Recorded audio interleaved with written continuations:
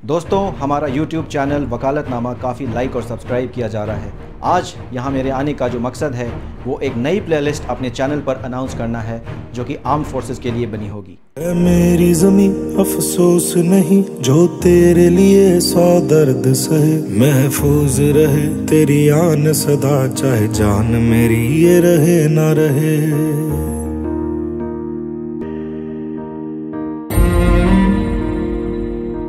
हमारी आर्मी, हमारी नेवी और हमारी एयरफोर्स जिस एथॉस के साथ काम करती है, बहुत ही कम सैलरी लेकर अपनी जान निछावर करने के लिए, देश की बॉर्डर्स की रक्षा करने के लिए तत्पर और तैनात खड़ी रहती है। और जब वो वापस अपने घरों पर आते हैं, वो लोग, वो ऑफिसर्स, वो एयरमैन, वो सेलर्स, उनको बहुत सारे सिविल और क्रिमिनल लिटिगेशन इश्यूज का सामना करना पड़ता है। कौन है ये लोग? कहां से आते हैं?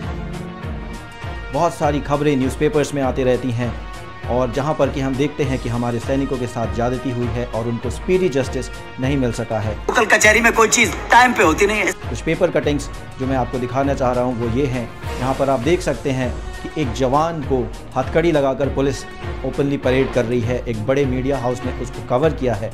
वो कोई कॉन्विक्ट नहीं था, वो कोई टेररिस्ट नहीं था, वो कोई ड्रग पेडलर नहीं था, वो कोई स्मगलर नहीं था, वो कोई रेपिस्ट नहीं था।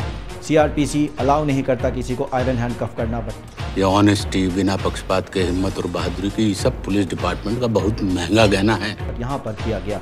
ऐसी बहुत सारी घटनाएं हमें सुनने में मिली हैं। Some colonel is beaten up, a major is beaten up by a dhaba people and there are multiple such incidents.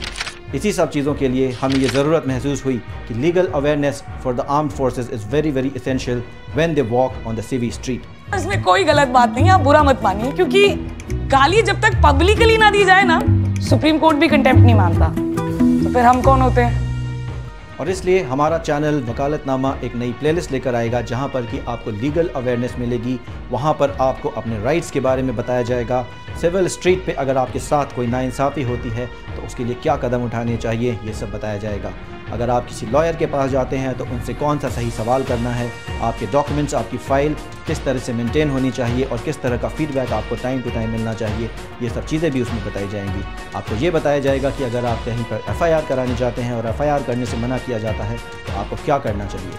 कुछ ऐसे चंद मसले हैं जो हमारे आर्म्ड फोर्सेस को प्लेग करते हैं, यानी उनको बहुत ज़्यादा वो फेस करना पड़ता है।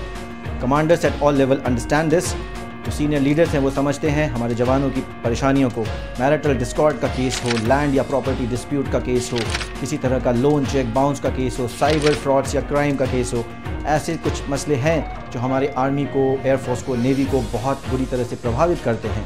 This also contributes in lowering down the morale of our soldiers, because if they are plagued by the difficulties back home, they will not be able to guard the borders in a stress-free environment. हाँ, तो defence कौन है भाई? आज इस देश में ऐसी कोई संस्था नहीं है जो कि हमारे जवानों को सही ढंग से गाइड कर सके। तो हमारा YouTube चैनल इस लीगल अवेयरनेस को बढ़ाएगा, हमारे जवानों को इनेबल और एम्पावर करेगा। तो हमसे जुड़ने के लिए हमारे चैनल को लाइक और सब्सक्राइब करें। हमारा पहला वीडियो बहुत ही जल्द अपलोड होगा। Keep waiting till such time, keep protecting our motherland. जय हिंद।